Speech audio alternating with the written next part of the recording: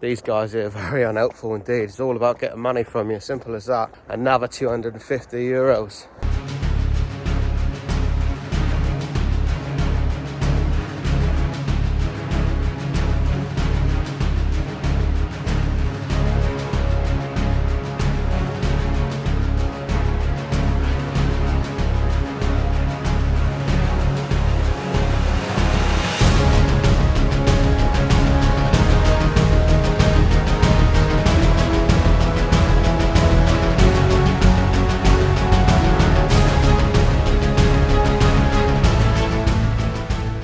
I tried asking the mechanics for a 27mm socket and stuff. He's muttering, waving his hands, walking away from me. Yeah, they know what I want. They know what the problem is. It's just change the inner tube. Not interested to help. Just another 250 euros to transport me. They know there's no money in changing the tube. That's what it is. What can you do? So I'm going to try my luck at this place I passed up here. And if not, I'm going to bend over and get fucked by the Italians again. How quickly things change here. You give me the tools, straight away this man got no idea who I am, don't even speak the same language.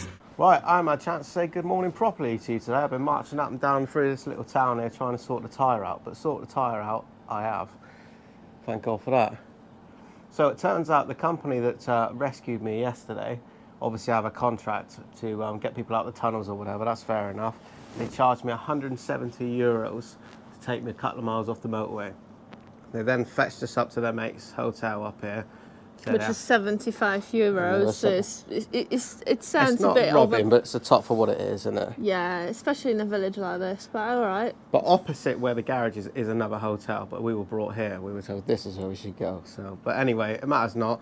So, yeah, so I've been back down there this morning where they were sat waiting for me with the card machine. Another 250 euros, sir, and we'll take you to Bologna, another shop. I don't know where that is, 45 minutes an hour away. To fleece you for another 500 euros to change the bloody tyre. Probably to another friend of theirs or something, perhaps, yeah, who knows. So, anyway, I had a walk around and found another garage up the road, just a normal small place. Those guys couldn't help me, but he would give me the tools, you know, to let me help myself. With the first garage, he wouldn't give me any tyre levers. I asked him for a socket to remove the wheel. No tools, can't help you. No. Nobody was interested. They were just walking around ignoring me. You know, a woman sat there with a card machine waiting for me.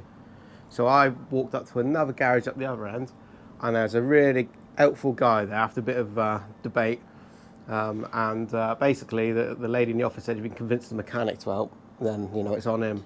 And he did. He was really good. Once I said I could take the wheel off myself, and it was on a centre stand, I just need you to take the tyre off so we can look at the tube. He agreed to do that. So we jump on his little Fiat Uno or whatever it was, rag-yell out back down to the other garage where we removed the wheel, put that in the back of his little car, back up to his garage, and there the man set about taking the tyre off and everything. He removed the old inner tube, which had a bit of a gash in it, so that was finished. So our plan then was to ride to a bike shop in the town or something and find another tube. But this man, he goes out the back, has a rummage around, and he comes out with a motocross inner tube, which fits. He's repaired the tyre, and then the man gives me a lift back down to the original place and helps me refit the wheel back onto my bike. Helped you? Yeah. Nice. You know, the guy couldn't have been more helpful. So, and we did all that in front of the faces of the original garage, who all stood around and didn't communicate and was not interested at all. So it goes to show, you know, most people are good in this world. Most people want to help you, but there are some people that want to fleece you. All right, let's get back on the road. I'm so glad to be back on my bike. We'll pass our friends at that garage in a minute. I'll tell you what, cannot thank that bloke enough, that mechanic. Do you know what? I don't think he was even actually going to ask for money until I asked him how much. I think he was doing it just to help me. There's these guys here, a little car garage. Yeah, luckily I think he's a biker or something himself. But yeah, he didn't ask for any money. When I asked him how much, he said, give him 50. Well, I give him 70 quid and told him to put it in his pocket. Right, quick stop in the supermarket, grab some sarnies and some drinks and whatever else we can find. And on our way. 23 kilometres range left. Loads left. He's cleaning up something over there, so let's go this side. How much are we getting fucked? I don't care anymore. fucking expensive trip this has turned into, isn't it? Yes. So, written on the board over there is the fuel prices of £1.98 a litre. And we come in here, when I lift this, £2.28 a litre. And apparently that is because it's service. So I fueled up our own bikes, as you would expect, and then the man comes over and robs me because he says he's doing me a service by taking the car. Do you know what? We had a bit of a conversation with him, and I said, you know, this would not fly in the UK, mate. This is an absolute. I don't even want to use the words I used to him, but I said, you know what? Absolutely ridiculous. That is proper robbery. He did not give a service. He did not even fuel our bikes for us. And even if you did, you can't charge another like 30 pence a litre. So you're basically saying if we went initially where we were going, we would have paid 40p less. Correct. For every litre that you had, yeah. Right, don't piss me off anymore. Let's go. We are getting robbed a lot in Italy. That's all I can say about it. Every opportunity to pull your pants down, that is what's happening, and we're falling for it on every chance we get. Fucking unbelievable. Can't make this shit up, can ya? Honestly, the way it's gone on this trip, and the expenses seem to be going up exponentially. It is getting ridiculous. There are definitely better places to go, better places to be, and better ways to spend your money than doing this. Touring Europe is dead. You consider the additional cost of all of these tolls every 5 minutes. And again, once you're on the toll road as well, you get fleeced at every service station. And then on top of that, got fleeced again for a service which we didn't receive. Well, I think we knocked out about 250 kilometres, something like that, from where we started this morning, so it's a good start. I was just doing check on the chains, and I thought I'd better check the oil, and it seems that Eva's is pretty damn low. It's not really showing on the dipstick at all with the bike's upright. So, we're going to a moto shop instead. Yay! And it's a Honda dealership, and hopefully it is open, so that's the plan. On the same note, so look at this, look, there is itself, it is labelled £1.97 for petrol, and if you go in this side, you'll see it's £2.22. So watch out for that. If you're travelling in Italy, watch out for that. Alright, here we go again. We reckon it's going to be this time. I don't know, sometimes it's like 90 cents, other times it's like 50 quid or something ridiculous. 16 fucking quid! This is honestly, it's outrageous. I reckon it costs more in tolls than it does in petrol. Well, I don't know, when you get scammed at the petrol services as well, don't you? Yeah, you pay for my service. What service? I didn't miss. Literally brought the card machine to me. Well, that's a comfy old thing, isn't it? That must be the new Honda Goldwing. Little selection of Africa Twins. Over here, there's a MASH 250. Calabrero Rally 500. Awesome thing that is. If you could just have a toy to muck around on, that would be a great choice. Queue up and see the man. You can get you some oil. Tell them you want the original Honda Africa Twin oil. They'll give you the OEM stuff. 10W30 it is. And the CBs. A couple of Triumph triples. There's this Ducati. Let's go and have a look at this. So this is the Ducati Desert X. I really like those new modern looking headlights, they're great. But the problem is, I mean, Ducati is always a bit of a worry for build quality, but when it comes with cable ties right from the factory holding the plastic panels on, that's a bit of a worry, isn't it? And this half here all looks a bit empty, as does the other side. But not to worry, if you want to fill that space in, Ducati will sell you the other half of the bike, which has a longer range fuel tank and stuff that bolts in there. Personally, I think it should either be there in the first place or not at all, but there you go.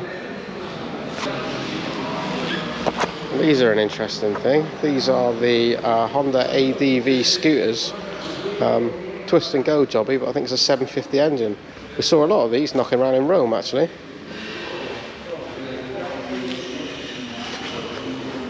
Right, let's go help Eva buy some oil then. Ah, perfect. Oh, thank grazie. you. Okay, I'll bring it back in a minute. Yes. Yeah. So we're going to screw them down again, start the bike, run the oil, let it drop to the bottom, check it and go. I've got him passenger from the last services. Who knows, maybe he's been with me longer. There's a lot of them, isn't there? We saw a couple in the hotel. He's exploring with you. Thanks for fixing the oil. No problem. That's all you need every now and again, isn't it? Yeah? Yeah. Right, you ready to go? Yeah. So, all good, all done? Oh, good. So I took the bottle back in with matey's half a funnel. Oh, I forgot my sat nav, didn't I? It's always the same, isn't it? So I walked back in with that funnel and that.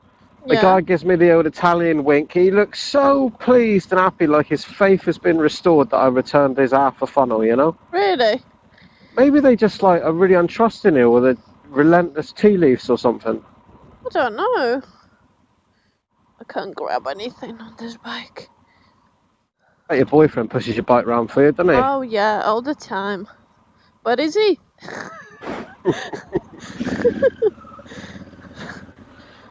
Yeah, why don't you push my bike? We keep saying this in our videos because somebody once accused Eva of having a big bike, but the only reason she could have a big bike was because her boyfriend was moving it around for her. No, I assure you, Eva moves her own bike round just fine. It's a pride thing for me. I don't want you to move my bike. Absolutely. I'll help you if you need it, but you're perfectly capable. Yeah. Right, 95 kilometres to go. Well, at least to the next waypoint. Anyway, we don't know what happens when we get there. We just bite off small chunks at a time, don't we? Yep. Best way. So we've arrived at the next toll. What's it going to be this time? Here it goes. £6.20 this time. Never doing this again. Looks like we feed straight into a traffic jam. Careful, we're going to get sandwiched. Yeah. Look at these two idiots. Look, just let them in. What's the point? Now they were trying to get past this lorry. Look. Look at this. How dumb are you?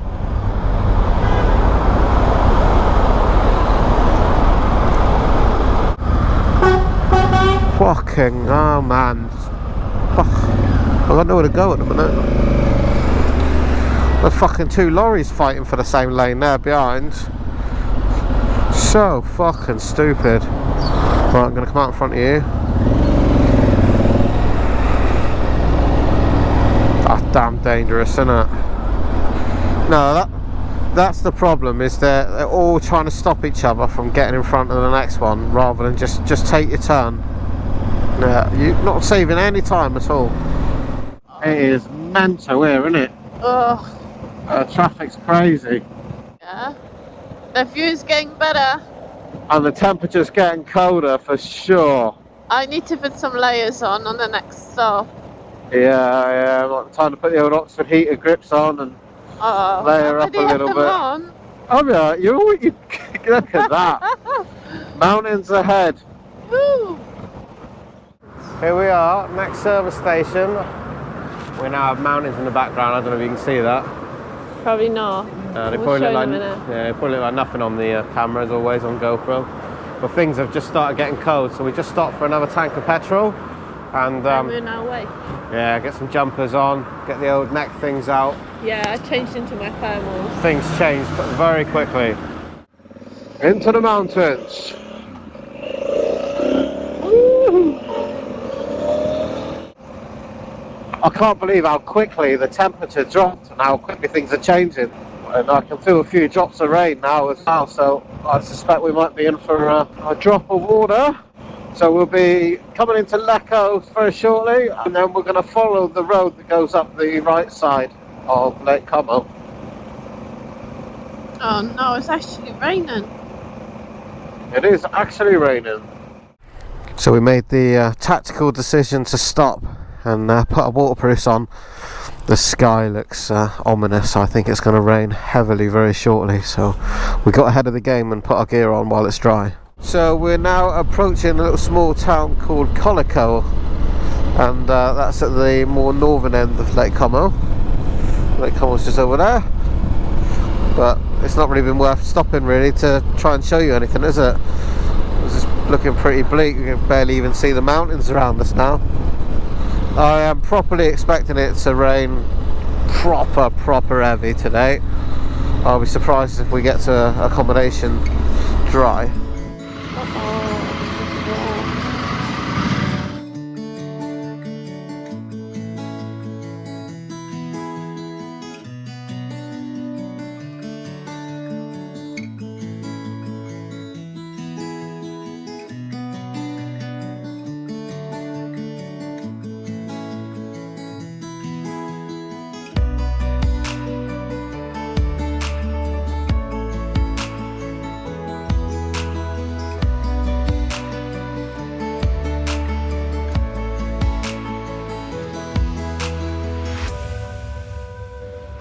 So we're riding in the dark now. It's alright, it's all part of the adventure. We found ourselves on, I think it's called Splurger Pass, heading up to the accommodation, and we're definitely going up because we're going around hairpin after hairpin in the dark. I forget how many turns there were coming up that pass road there, but there was a few tight ones, weren't there? Yeah, they were really tight, some of them. Good evening, you join us now in our hotel room above another pizzeria thing, but I got lucky tonight, so I saw the menu and I nearly had another breakdown because surprise it is pizza and it is pasta again and nothing else. And it didn't look good. It didn't look good, we saw someone else's there, yeah. Ugh. But they had French fries as like a side dish thing, and then I joked that she could make me ham, egg and chips, and she said she would make me some fried eggs, so the Englishman was happy he had egg and chips for tea. Yeah, I had a disgusting pizza, which I didn't eat. Yeah. Yeah, so there we go, but beggars can't be choosers. Turns out we're on Spluga. Something like that. We are right on the border of Switzerland. So we're going to spend the night here, and then tomorrow we should be doing some passes across Switzerland and making our way on home that way. Yeah, and it's raining all day tomorrow. Yeah, so, you know, the plan as always is ever evolving, and we'll make it up according to the weather and what we feel like doing at the time. So yeah, now we're going to get our heads down, and you can join us again in the next one and follow us across Switzerland and see some amazing passes. Switzerland never disappoints, so join us for that one. Yeah, see you tomorrow. Cheers.